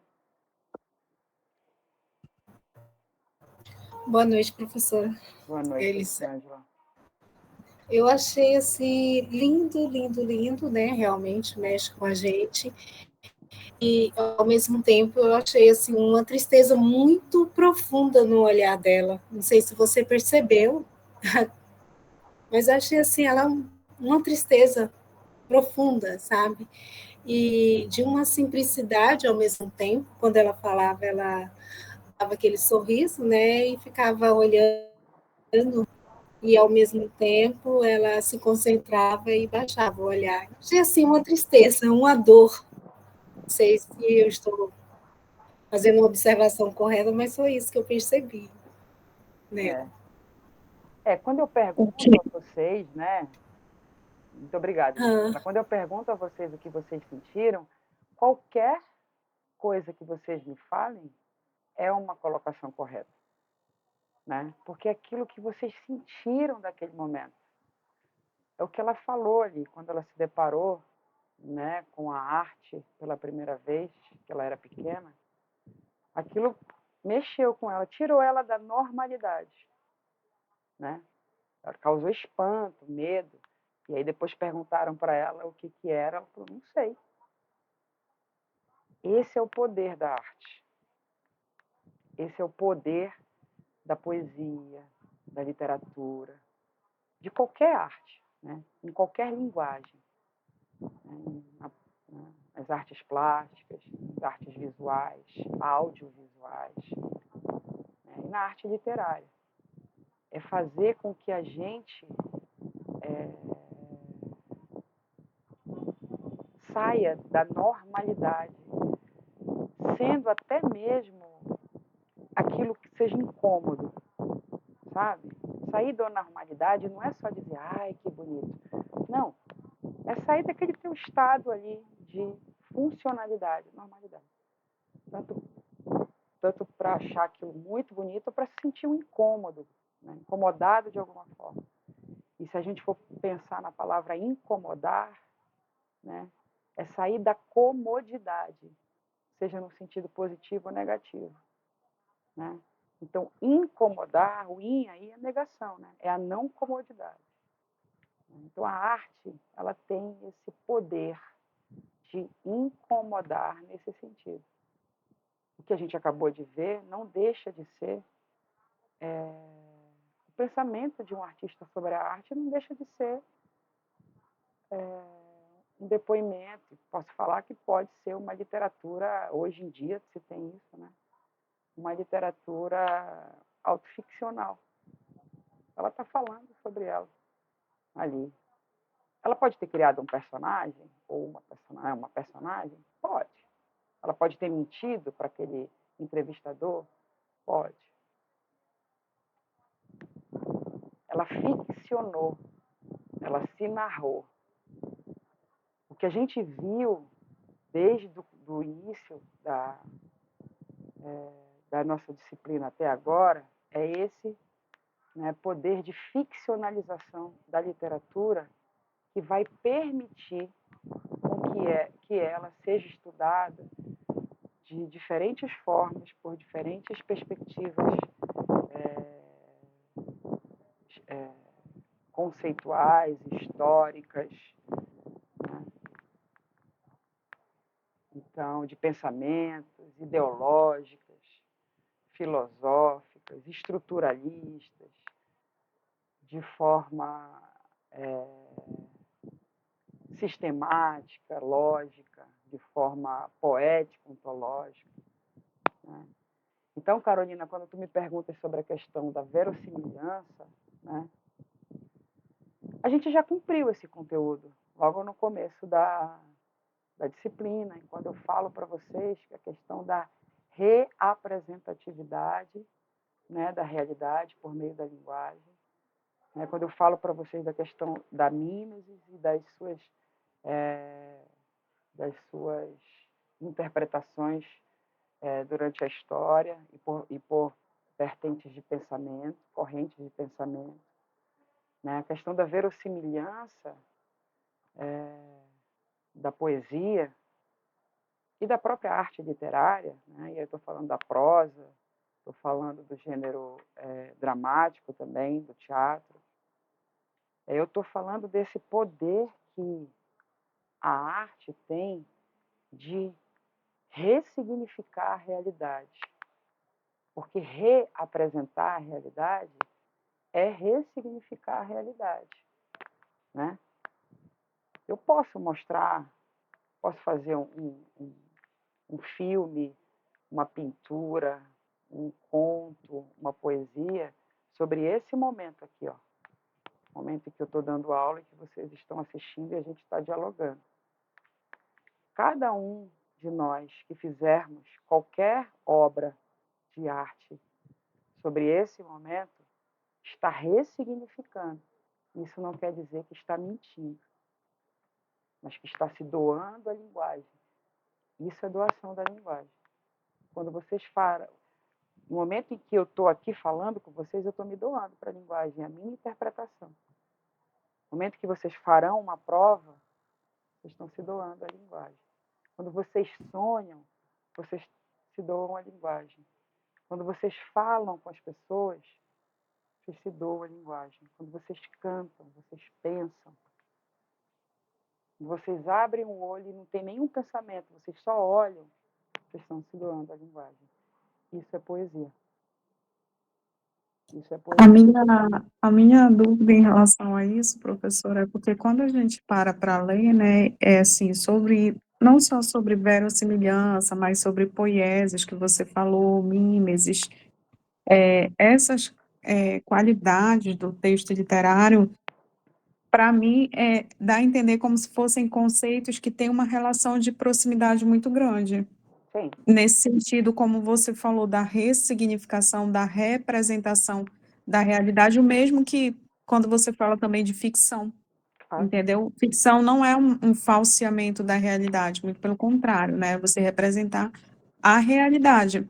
Perfeito. Só que no caso do texto literário, você vai representar de uma forma diferente, não aquela forma como você falou, né, no sentido denotativo, né, do que assim, é mais comum, que a gente já consegue aprender de imediato. Não, vai ser através de uma linguagem mais elaborada, que vai fazer o uso da conotação, né, que vai utilizar metáfora, ela não vai ser uma linguagem mais direta, mais explícita, né? Então, você vai precisar fazer um esforço maior de interpretação daquela linguagem. Isso. Então, para mim, ficou parecendo muito conceitos assim parecidos. Aí eu fiquei, né, será se é isso mesmo ou existem diferenças, né? Porque dá a entender como se fossem coisas muito de representação, o que você falou, ressignificar, representar aquela realidade, recriar aquela realidade, entendeu? É isso mesmo, Carol, porque assim, né, a gente, Alberto Caeiro, um dos heterônimos de Fernando Pessoa, diz que num dos poemas, né, a metafísica, há tanta metafísica e não se pensar em nada, algo assim, né? Há muita metafísica e não se pensar em nada. Num dos versos, ele vai falar que é preciso para que a gente se construa enquanto ser humano, né, e entenda a vida, a realidade que se manifesta na gente, é preciso tirar as tintas com que nos pintaram o pensamento. E quando ele fala isso, me vem à cabeça a questão dos sinônimos, né, das representações de palavras das acepções de palavras que estão muito batidas, né? E que às vezes não mostram a grandeza do que é aquela palavra, como a palavra representação, por exemplo. Né? Para representação, ela virou sinônimo de algo que não é o real, né? É uma representação, algo falso, né? A gente tem essa educação dicotômica, né? Se é verdadeiro ou falso, é branco e claro, é branco e preto, é claro e escuro, né? Vida e morte, sim e não, o Deus e diabo, mal e bem, né? Então a gente tem muito essa concepção de vida, né? Por conta de uma tradição metafísica, de conhecimento, assim, de perpetuação de conhecimento. Mas, se a gente for pensar na palavra reapresentação, num sentido mais etimológico e não filológico, que é aquela coisa mais dura, mas no sentido de ir atrás do que essa palavra manifesta, né, enquanto pensamento. A gente vai ver que é apresentar de novo, né? A apresentação e o prefixo re é algo que está em ciclo, né? Na circularidade. Então, representação é a reapresentação da realidade. Se a gente pensa nesse sentido, e muitas vezes agora as pessoas, principalmente quem trabalha com texto, né, com teoria de arte e tal, está preferindo colocar o hífen, né, na palavra reapresentação da realidade para identificar do que ela está falando. E que tem tudo a ver com a questão da ficção. Ficcionar é o ato de criar, ficção, fictione, né, que deu origem à palavra finga, né, fiction, que quer dizer modelar com as mãos. Modelar com as mãos é ficção. Quando eu modelo com as mãos, imagino eu, né, uma argila, massinha, qualquer coisa, estou modelando, eu não deixo de estar criando. Então, ficção é criar. Né? Ficcionalidade é criar, né, por meio da linguagem. Né? Então, a verossimilhança tem muito a ver com isso. E a questão da mímesis, né, tem essa concepção errônea. Eu não digo errônea, mas eu acho que assim, de um determinado momento histórico, né, em que Mimesis quis dizer o que não era verdade, né, a história da representação enquanto coisa inverossímil, não verossímil. Né? Então tem essa coisa, mas Mimesis nada mais é também do que a recriação da realidade. Então são palavras que nos levam a pensar, né, nessa criação de algo a partir da experiência que o criador, a pessoa, está se doando àquilo que está acontecendo e está fazendo. Né? No caso, o poeta, o autor, o pintor, o escultor, o desenhista, o ilustrador, o músico, né? Ele está criando. Certo? Então, eu acho que é claro que é necessário nós sabermos todas essas críticas, essas teorias, essas métricas, esses modelos, porque isso é um estudo muito válido, né, da arte literária. Mas a gente não pode deixar de levar em conta, e eu afirmo dizer que deixar em primeiro plano que a arte é a criação poética do humano, que é a doação da linguagem. O humano é a doação da linguagem. É muito difícil para a gente entender isso. Na nossa cabeça materialista, né, funcionalista, é muito difícil a gente entender que nós, seres humanos, sujeitos, né, detentores de poder, somos doação da linguagem e não o contrário. Né? O que a gente acha, no primeiro momento, é que a gente é dono da linguagem, a gente detém a linguagem.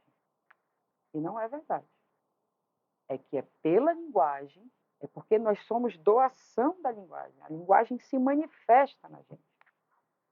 É que nos fazemos enquanto seres humanos. E por isso criamos. Né?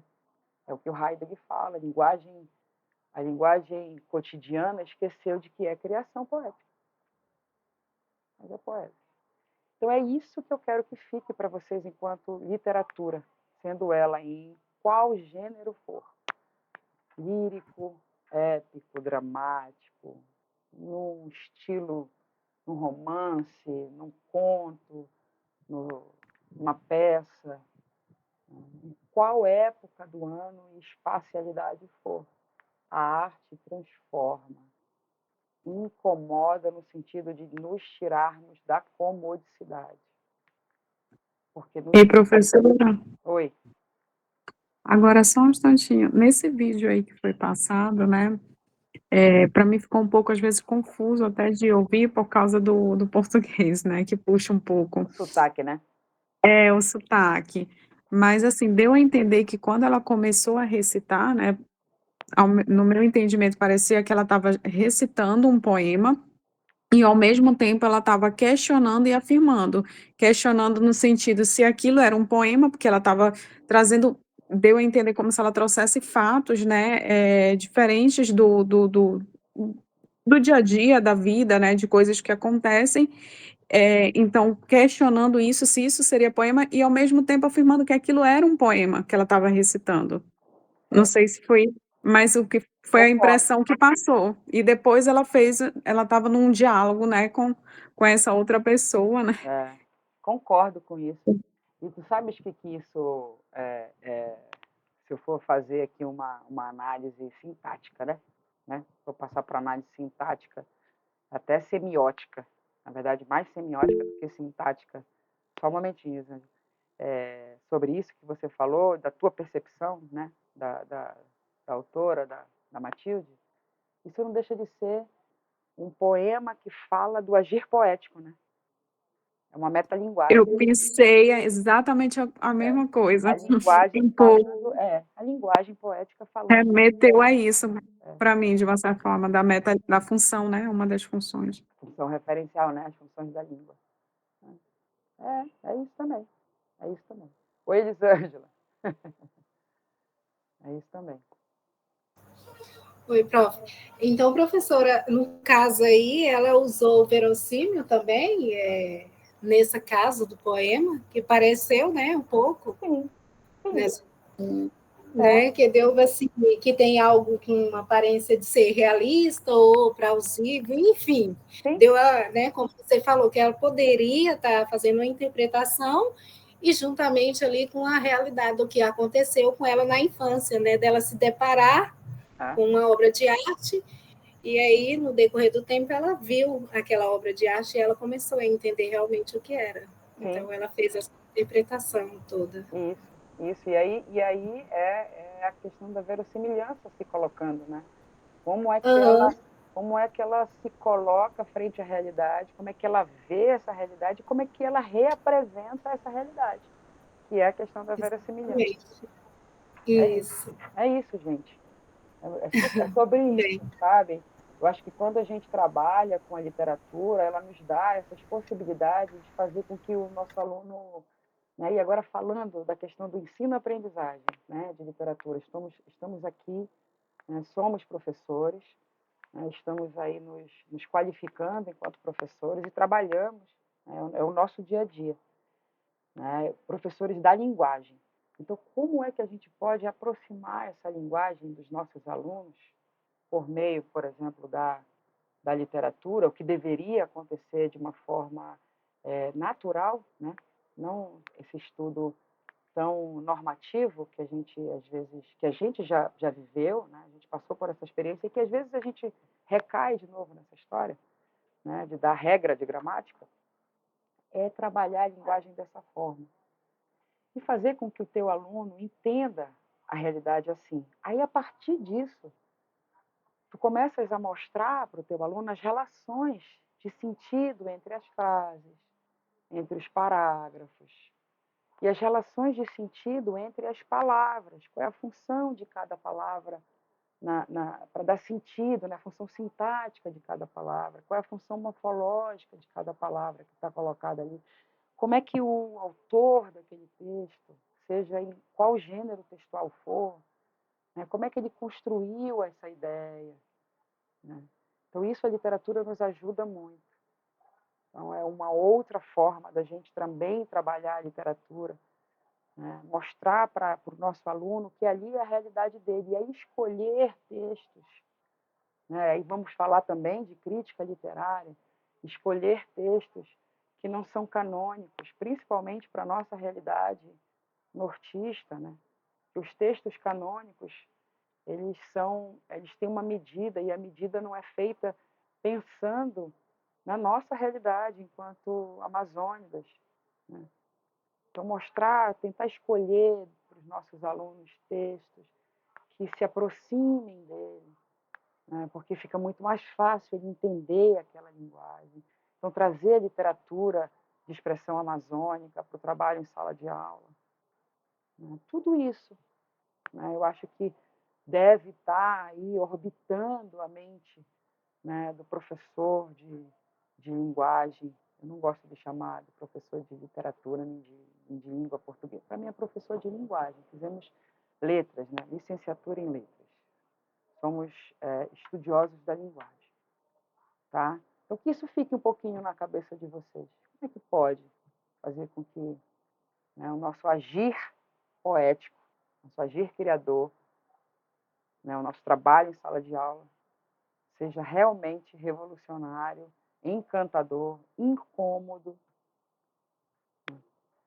para que tire o nosso aluno e ele realmente se sinta pertencente àquele lugar, se sinta, né, inserido naquela realidade e possa aprender a língua e a linguagem de uma forma muito mais tranquila, porque assim, a gente já é doação da linguagem, gente. A gente já sabe, a gente faz sentido aqui. A gente acorda, abre nosso olho, tudo começa a fazer sentido. É só agora a gente burilar e aí fazer as escolhas certas. Ok?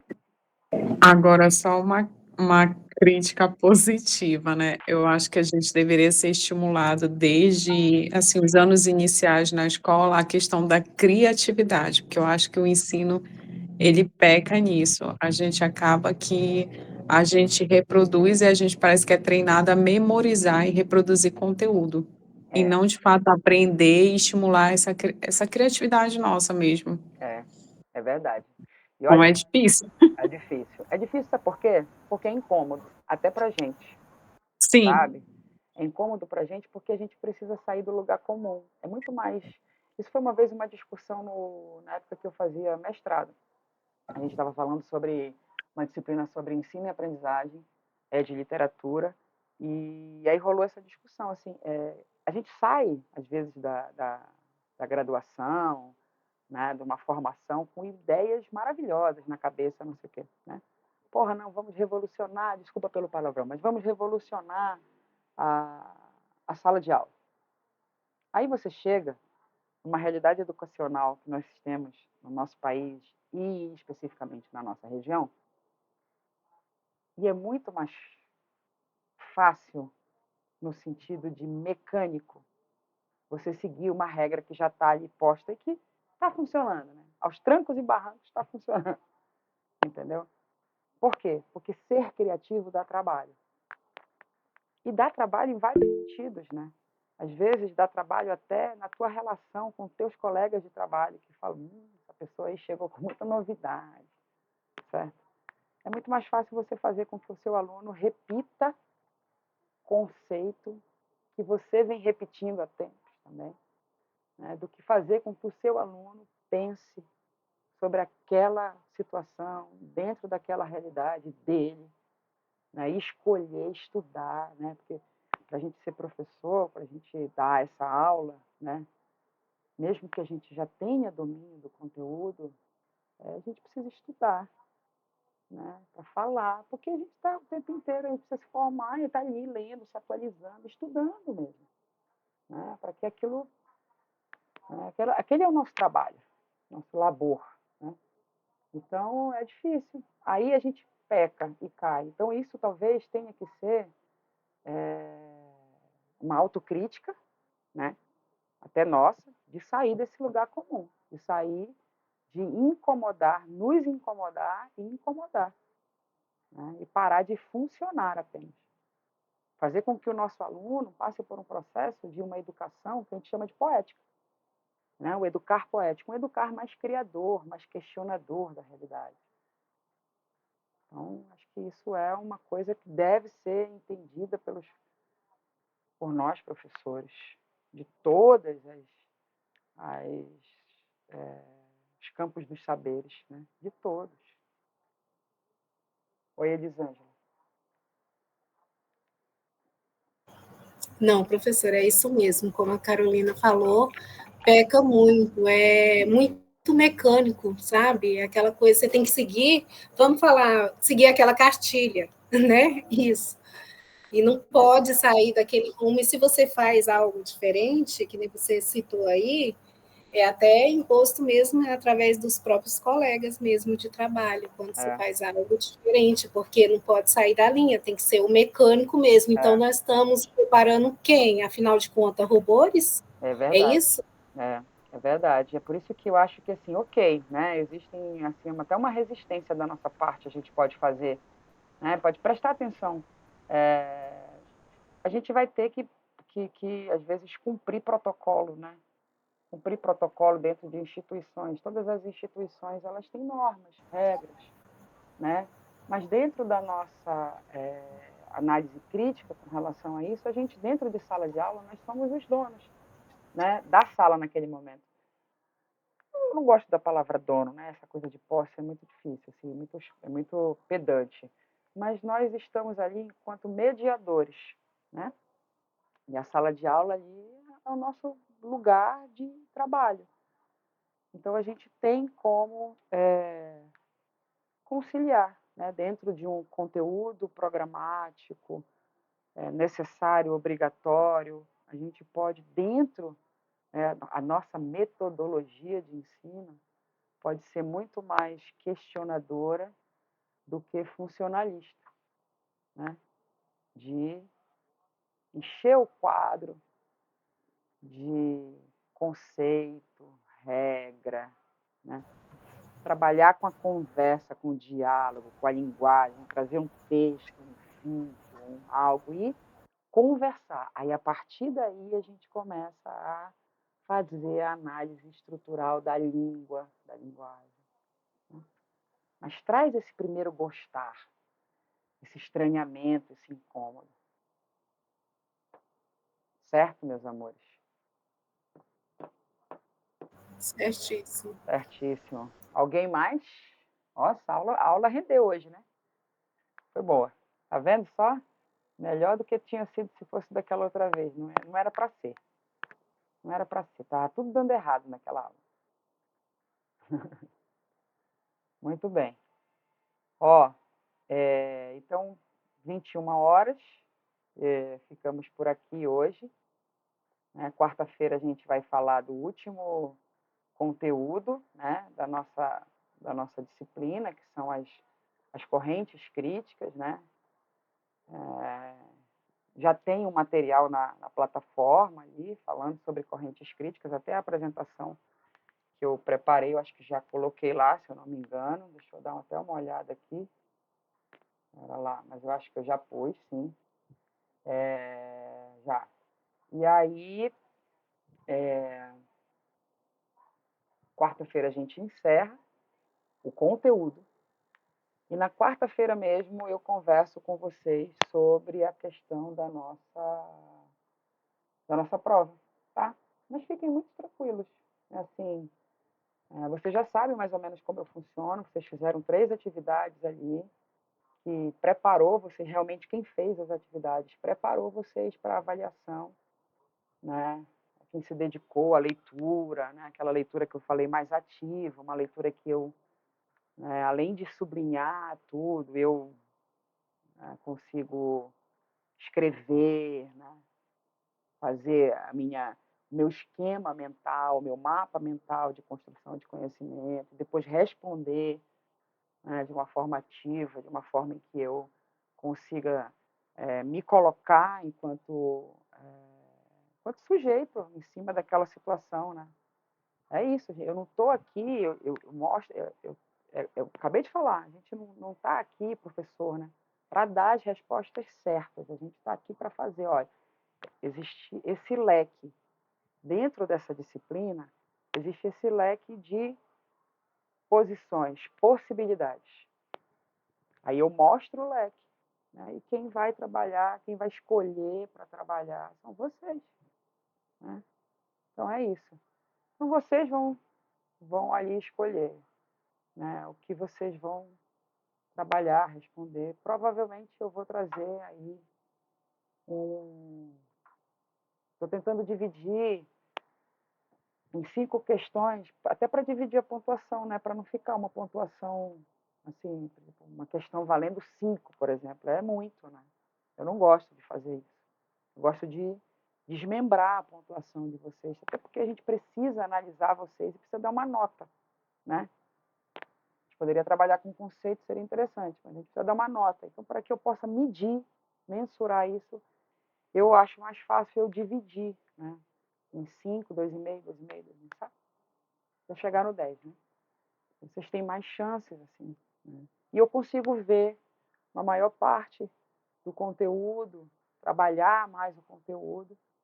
E é uma forma, a avaliação para mim, eu sempre penso assim, é uma forma de eu rever o que eu estudei, né? Então, se eu estudei, se eu li, está tudo lá. E como, no meu caso, aqui no nosso caso, eu estou preparando vocês para serem pesquisadores, para que vocês escrevam um artigo, escrevam uma frase, escrevam uma pergunta, uma resposta sobre determinada pergunta, vocês precisam pesquisar, né? E antes tem que já ter conhecimento do que vão pesquisar, né? Então tem um processo aqui metodológico também para que a formação de vocês seja de pesquisadores da linguagem, né?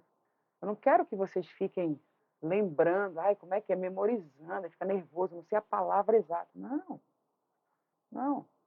Eu coloco uma situação para vocês e vocês vão atrás dessa situação, vão pesquisar e vão mostrar para mim a melhor forma dessa situação se resolver a partir da tua concepção. É isso. Então, tá? É assim que eu trabalho. Eu tenho certeza que isso faz com que a gente absorva muito melhor as coisas, os conteúdos. Certo? Finalizar aqui a gravação. Daqui a pouco eu subo a aula. Então, para quem ainda não